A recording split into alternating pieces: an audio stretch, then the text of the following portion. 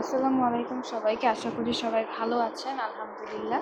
তো আজকে আমি রান্না করতেছিলাম, তো চিন্তা করছিলাম যে কেমন একটা ভিডিও করা যাক। তো ওই অনুযায়ী আমি রান্নার পাশাপাশি ট্রাইপডার ক্যামেরা নিয়ে রেডি, যে রান্নাও করব সাথে ভিডিও করব। তো আজকে আমি রান্না করতেছিলাম যে কাঁঠাল দিয়ে চিংড়ি মাছ, মানে কাঁচা কাঁঠালের সাথে চিংড়ি মাছ। এটা আমি নিজেও কখনো খাইনি, এটা আমার ফার্স্ট টাইম।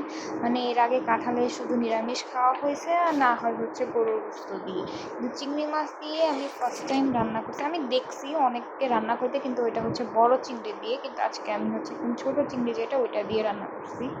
জটিল কিছুই না, নর্মালি যেরকম সব রান্না আমরা করে থাকি। হচ্ছে ফ্রাই প্যানে তেল দিয়ে ওইটার মধ্যে হচ্ছে পেঁয়াজ আর মরিচ একটু লাল লাল করে ভেজে ওইটার মধ্যে রসুন আর আদা দিয়ে নিয়েছি। তারপর হচ্ছে পরিমাণ মতো মশলা দিয়ে একটু পানি দিয়ে ওটার মধ্যে যে আমাদের চিংড়ি মাছ ছিল, চিংড়ি মাছগুলো দিয়ে তার মধ্যে হচ্ছে যে সিদ্ধ করা কাঁঠাল, যেটা আমাদের এখানে বলে কটু, তো ওইটা দিয়ে হচ্ছে ভালো মতো নাড়াচাড়া করে নিয়ে, ও হ্যাঁ, আমি পরিমাণ মতো কিন্তু লবণও দিয়েছিলাম। তো ওইরকম করে নাড়াচাড়া দিয়ে আমি আবার মাঝখানে টেস্ট করে দেখছি যে কেমন। তো একটু লবণ কম লাগছে, তারপর আমি আবার একটু লবণ অ্যাড করছি, পানি অ্যাড করছি, এরপর আবার নাড়াচাড়া দিয়ে আমার হচ্ছে কটু রেডি।